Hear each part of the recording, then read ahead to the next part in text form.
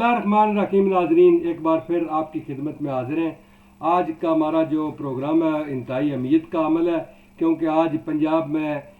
ज़मीनी इलेक्शन हो रहे हैं जो पंजाब असम्बली के हैं। सबसे बड़ी जो बात यह है कि ये जो इलेक्शन है, ये समझ लें कि जो इलेक्शन जीतेगा वही पाकिस्तान में हुकूमत कर सकेगा, क्योंकि जो पंजाब है वो 80% पाकिस्तान है। और इस पर आपने देखा होगा कि दोनों बड़ी जमातों ने, पाकिस्तान तहरीक इंसाफ और मुस्लिम लीग नून ने, जो इलेक्शन कैंपेन थी उसमें किस हद तक इन्होंने ज़ोर लगाया है, अपना जो है वो फुल ज़ोर लगाकर आज इलेक्शन की तरफ गए हैं। देखते हैं कि कौन इलेक्शन में कामयाबी हासिल करता है। मेरे साथ सीनियर साफ़ी जनाब उमर फ़ारूक साहब इस्लामाबाद से मौजूद हैं। उनसे पूछते हैं कि आज के इस इलेक्शन के हवाले से कि वो भी बड़ी गहरी नज़र रखते हैं, जो पाकिस्तान की सियासत है उस पर बड़ी जो है वो दिलचस्पी भी रखते हैं। उमर फ़ारूक साहब, बहुत शुक्रिया, आपने अपना टाइम दिया। आज के बल्दियाती इलेक्शन के हवाले से आप क्या कहेंगे? सॉरी, जो पंजाब असम्बली के इलेक्शन हो रहे हैं उस हवाले से आप क्या कहेंगे? जो बिस्मिल्लाहिर्रहमानिर्रहीम। शुक्रिया आसिफ कुरैशी साहब कि आपने एक मरतबा हमें मौका दिया कि अपने अपने नाजरीन को कुछ मालूमात फराहम कर सकें। सबसे पहले तो ये याद रखें कि ये जो ज़िमनी इलेक्शन है पंजाब के 14 अजला में 20 हलकों में हो रहे हैं। 14 अजला हैं और 20 हलके हैं, और 20 हलकों में तकरीबन जो बड़ी जमातों के समेत कोई 175 उम्मीदवारों के दरमियान आज मुकाबला है, जिसमें कुछ आज़ाद भी हैं और दीगर छोटी जमातें भी इलेक्शन में हिस्सा ले रही हैं। एक तो ये बात। दूसरी बात यह है कि ये इलेक्शन कई एतबार से अहम है। एक तो इस एतबार से बड़े अहम है कि इन इलेक्शन पर वजारत आला पंजाब का फैसला होगा। अब वो जी हमजा शहबाज बरकरार रखते हैं अपनी वजारत आला, या चौधरी परवेज़ इलाही वज़ीर आला बनते हैं। एक तो इसका फैसला पंजाब के मुस्तकबिल का इस पे है। दूसरा, इसमें इलेक्शन की अहमियत इस हवाले से भी बड़ी अहम है कि ये हमारे जो सियासी जो सिमत है मुस्तकबिल में, उसकी सिमत का तयन होगा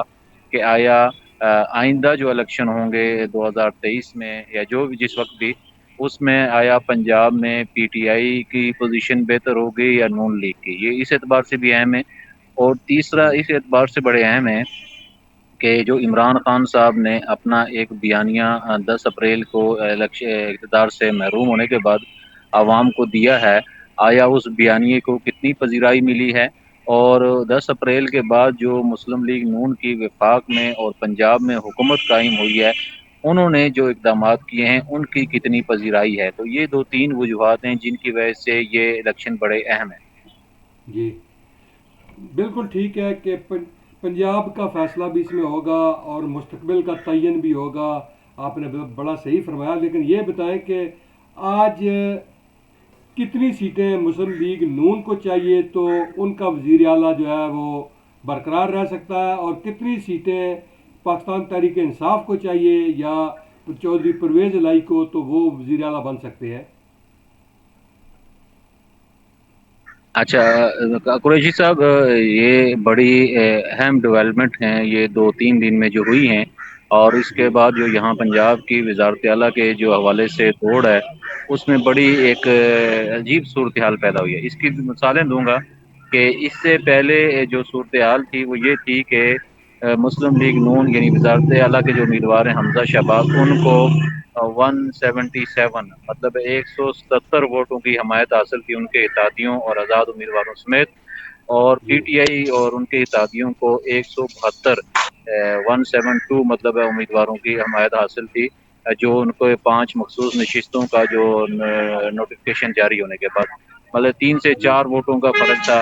और उस वक्त अगर उस सूरत हाल को मद्देनजर रखा जाए तो वो सिचुएशन और थी। लेकिन कल और आज एक डेवलपमेंट ये हुई है कि मुस्लिम लीग नून के 2 MPA, एक खानेवाल से फैसल नियाजी थे जिन्होंने इस्तीफ़ा दे दिया, और उनका इस्तीफ़ा स्पीकर पंजाब असम्बली ने मंजूर कर लिया। और आज जी डेवलपमेंट ये हुई है कि मुस्लिम लीग नून के एक और MPA मियाँ जलील शरकपुरी, जी उन्होंने जी इस्तीफ़ा बिल्कुल। दिया है, उन्होंने परवेज़ इलाही से मुलाकात की है और उन पे एतमाद का इज़हार किया है। ये 2 वोट अगरचे पीटीआई को कोई फ़ायदा मंद तो नहीं होंगे, कि لیکن حمزہ شہباز کے جو 177 تھے ان سے کم ہو کر ان کی ووٹ اب ہو گئے ہیں 175۔ تو اس وقت مقابلہ یہ ہے کہ 175 اور 172، 2 سے 3 ووٹوں کا فاصلہ ہے۔ اور یہ جو 20 سیٹیں ہیں، اب اس میں صورتحال یہ ہوگی، اگر مسلم لیگ نون نے اگر اپنا وزارت اعلیٰ کا امیدوار یہی رکھنا ہے تو انہیں کم از کم 14 سیٹیں حاصل کرنا ہوگی، اور اگر پی ٹی آئی نے یہ جیتنا ہے تو انہیں بھی کم از کم 15 سے 16 سیٹیں انہیں جیتنا ہوں گی۔ تو یہ صورتحال ہے، بڑی ہی ٹف صورتحال ہے، اور سچویشن تھوڑی سی تبدیل ہوئی ہے۔ اور اس میں مسلم لیگ نون کے لیے ایک اور بری خبر یہ ہے کہ ان کے ایک ایم پی اے ہیں کاشف، میاں کاشف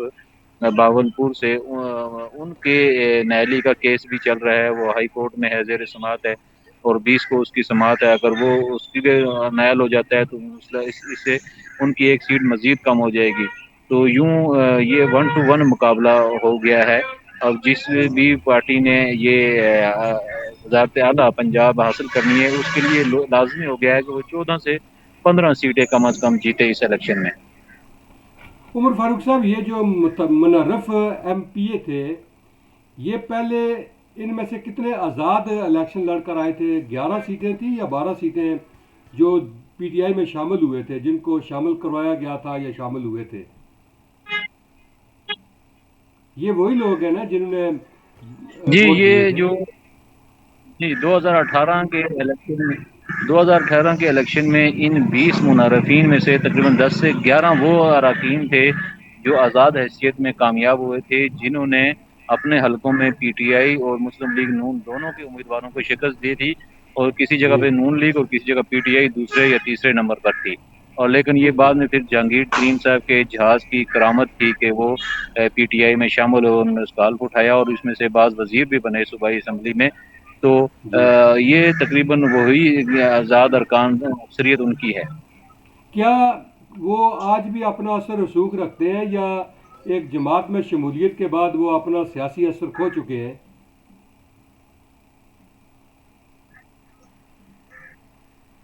نہیں، دیکھیں ظاہر سی بات ہے، شخصی ووٹ ضرور تھا، اور اس شخصی ووٹ کی وجہ کی بنیاد پر ہی وہ کامیاب ہوئے ہیں، اور ان کی حلقے میں کوئی خدمات تھیں سیاسی سماجی جس کی وجہ سے عوام نے ان کو پذیرائی دی تھی۔ اس میں مسلم لیگ نون کو یہ ایڈوانٹیج حاصل ہے تھوڑا سا، جس میں ہم آپ کو یہ کہہ سکتے ہیں کہ اگر ایک حلقے سے آزاد امیدوار جس نے 50,000 ووٹ لے کے کامیاب ہوا، اور مسلم لیگ کے نون کے امیدوار نے 2018 میں اس حلقے سے 40,000 ووٹ لیے تھے، تو اب یہ سمجھ لیں کہ یہ 50 اور 40 90,000 ووٹ بنتا ہے، اور اگر یہ مل جاتا ہے تو یہ ایک بڑی ایڈوانٹیج ہے مسلم لیگ نون کے لیے کہ یہ دونوں جب مرج ہو جاتے ہیں آپس میں تو انہیں ایک بڑی برتری حاصل ہو جاتی ہے۔ اس کے مقابلے میں جو جی پی ٹی آئی کے جو لوگ تھے، وہ تو ظاہر سی بات ہے زیادہ تر وہی امیدوار ہیں جو اس وقت ہار گئے تھے، اور یا دوسرے یا تیسرے نمبر پہ تھے، تو ان کو کوئی زیادہ ایڈوانٹیج حاصل نہیں ہے۔ ٹھیک۔ تو آج آپ کیا سمجھتے ہیں، آپ کی کیا پریڈکشن ہے بطور سینئر جرنلسٹ کے، کون سی جماعت واضح برتری حاصل کر پائے گی؟ آصف بھائی، اس میں دیکھیں ہم سیاسی نہیں، یہ تو صورتحال ہے، آج تجزیہ ہے نا، ووٹر نے نکلنا ہے، تجزیہ انہیں کبھی فیصلہ کرنا کبھی ہے، صحیح ہو جاتا ہے، کبھی اور غلط ہوتا ہے، اس میں تو ہمیں تجزیہ ضرور کریں۔ جی جی جی جی اصل فیصلہ تو ووٹر نے کرنا ہے کہ وہ کس تعداد میں نکلتے ہیں، جی کتنی بالکل تعداد میں نکلتے ہیں، کتنے اپنے لوگوں کو اس کو ووٹ کے لیے زیادہ سے زیادہ نکالتی ہیں جماعتیں، اور کس جماعت کا کس کے قائد کا زیادہ آئی ہوئی ہے وہ عوام میں، یہ ساری صورتحال ہے۔ اور اس کے ساتھ ساتھ اگرچہ میں یہ سمجھتا ہوں کہ نون لیگ کا جو بیانیہ تھا، دیکھیں ایک چیز یاد رکھیں آصف صاحب کہ عمران خان کے دور حکومت میں پنجاب میں جتنے بھی ضمنی الیکشن ہوئے، ایک آدھ کو جی چھوڑ کر تمام میں نون لیگ نے کامیابی حاصل کی تھی، اور اس وقت ان کا بیانیہ کو پذیرائی مل رہی تھی۔ اب چونکہ جی حکومت پہ آئے ہیں تو ان کے بیانیے کو ذرا دھچکا لگا ہے، خاص کر کے مہنگائی کی وجہ سے، اور جو عمران خان نے ایک ان کے خلاف مہم چلائی ہے، تو ایک آسان نہیں ہے اس کے لیے نون لیگ کے لیے یہ حلقے جیتنا۔ لیکن دوسری طرف صورتحال یہ ہے کہ عمران خان کے لیے بھی کوئی سچویشن اتنی اچھی نہیں ہے، کیونکہ لوگ یا باشعور ہیں وہ یہ سمجھتے ہیں کہ وفاق میں عمران خان کی حکومت ختم ہو گئی ہے، بلکہ ان کے ممبران اسمبلی استعفے دے چکے ہیں اسمبلی سے، اور پنجاب میں بھی 4 سال تقریباً ان کی حکومت رہی ہے، تو انہوں نے کیا خدمات کی ہیں پنجاب کے لوگوں کی، اور عثمان بزدار آپ نے دیکھا کہ اس الیکشن مہم میں ایک آدھ حلقے کے علاوہ کہیں بھی نظر نہیں آئے، جو 4 سال تقریباً وزارت عظمیٰ اعلیٰ کے عہدے پر فائز رہے۔ تو یہ دونوں جماعتوں کے لیے بڑی ٹف سچویشن ہے، اور دونوں جماعتیں اس میں کیسے اپنی ووٹروں کو راضی کرتی ہیں، یہ آج کا دن بڑا اہم ہے۔ اگر تو ووٹر یہ بڑی تعداد میں باہر نکل آئے اور جی کسی ایک حق میں ووٹ استعمال کر دیا تو وہ جیت سکتی ہے، لیکن جو تجزیہ نگاروں کا خیال تھا کہ 18 سیٹیں تقریباً 16 سے 18 مسلم لیگ نون حاصل کر لے گی، آج کل 2-4 دنوں سے یہ تجزیہ اب کوئی صحیح ہو نہیں رہا۔ میرا ذاتی خیال یہ ہے کہ مسلم لیگ نون کو 14 سے 15 سیٹیں یا 16 سیٹیں بھی آسانی سے مل سکتی ہیں، 4 سے 6 یا 7 سیٹوں پہ مقابلہ ہوگا، وہاں ڈو اینڈ ڈائی مطلب ہے، کہیں بھی 1-1 مقابلہ ہوگا، کوئی بھی جماعت بڑے تھوڑے مارجن سے وہ مقابلہ ون کر سکتی ہے۔ مطلب 16 سیٹیں آپ کے خیال میں جو ہے وہ مسلم لیگ نون آسانی سے جیت پائے گی؟ یہ بتائیں، یہ جو 14 پیٹرول سے کی 16 14 سے 16 میں جی، یہ جو ڈیزل اور پیٹرول کی پرائسز بھی انہوں نے کم کی ہیں، کیا اس کی وجہ یہ ضمنی الیکشن تھے، یا ویسے ہی جو عالمی منڈی میں تیل کی قیمتیں کم ہوئی ہیں اس وجہ سے انہوں نے کیا؟ نہیں دیکھیں اسد صاحب، یہ آپ بھی جانتے ہیں، ظاہر سی بات آپ برطانیہ میں بیٹھے ہیں، کہ ضمنی الیکشن ضرور ان کے ذہن میں ہوگا، لیکن جو انہوں نے جس تیزی سے تقریباً اپنی حکومت میں آنے کے بعد 2 سے 3 ماہ میں پیٹرول کی پرائسز میں اضافہ کیا تھا، اور جب عالمی جی مارکیٹ میں ریٹ گرا ہے تو ان پہ دباؤ بڑھ رہا تھا، اپوزیشن کا بھی اور عوام کا بھی، کہ یہ حکومت جو ہے نا اس دباؤ کو کم کرے، اور وہ جو پرائسز 120 بیرل سے کم ہو کے ابھی 90-91 بیرل پر آ چکی ہے عالمی مارکیٹ، تو اس جی پرائسز جی کو کم کریں۔ تو نہیں، نون لیگ کی وہ حکومت بالکل نے صحیح ہے۔ ایک اچھا موقع تھا، اور انہوں نے اس موقع کا بھرپور فائدہ اٹھا کے اس عالمی مارکیٹ کو بھی مد نظر رکھتے ہوئے یہ فیول پرائس کم کی ہیں، اور یہ ان کے لیے ایک اچھا شارٹ بھی ہے اور ان کے لیے مفید بھی ہو سکتا ہے۔ دیکھیں دوسری جی طرف یہ صورتحال ہے کہ پنجاب کے جو وزیر اعلیٰ ہیں حمزہ شہباز نے، انہوں نے 100 یونٹ استعمال کرنے والوں کے لیے بجلی 6 ماہ کے لیے مفت کر دی تھی، لیکن اس پہ جی پی ٹی آئی جو ہے وہ کو عدالت گئی، اور عدالت نے ظاہر سی بات انہیں روک دیا۔ اب وہ جو فیصلہ ہے وہ 18 جولائی سے مطلب ہے کل سے وہ اس کو عمل درآمد شروع ہوگا، 17 تک اس پہ پابندی لگا دی تھی، تو وہ اس سے پنجاب کے تقریباً 9 لاکھ گھرانے مستفید ہو سکتے تھے، وہ ایک اچھا ایڈوانٹیج تھا۔ اور جہاں تک فیول پرائسز ہے تو اس میں ملک بھر کے عوام مستفید ہوں گے، اگرچہ اس کو بعض لوگ یہ کہہ رہے ہیں کہ یہ اونٹ کے منہ میں زیرہ کے مترادف ہے، کوئی بڑی ہوں کمی نہیں ہے، بہت چھوٹی کمی ہے، لیکن ظاہر سی بات ہے اس کو لوگ ہوا کا جھونکا سمجھتے ہیں کہ چلیں کچھ تو کم ہوا، کچھ اور تو یہ بھی کم امید ہوا، کر صحیح رہے ہیں بات کہ ہے۔ آئندہ دنوں میں اگر عالمی مارکیٹ مزید گرتی ہیں تو مزید کم ہو جائیں گی۔ دوسرا یہ بتائیں کہ یہ آزاد کشمیر کے ایک وزیر کو پنجاب میں داخلے پر کیوں پابندی لگائی گئی ہوئی ہے؟ چودھری مقبول جو ہے، اس کی کیا وجہ ہے؟ اچھا، اصل مسئلہ اس میں مسئلہ یہ ہے کہ آزاد کشمیر کے وزیر کو ہی نہیں پابندی لگائی گئی، بلکہ سابق وزیر امور کشمیر علی امین گنڈا علی پور اور امین چند اور جی لوگوں پر بھی پنجاب کے داخلے پہ پابندی لگائی۔ دیکھیں اس کی وجہ یہ تھی کہ کچھ اطلاعات تھی کہ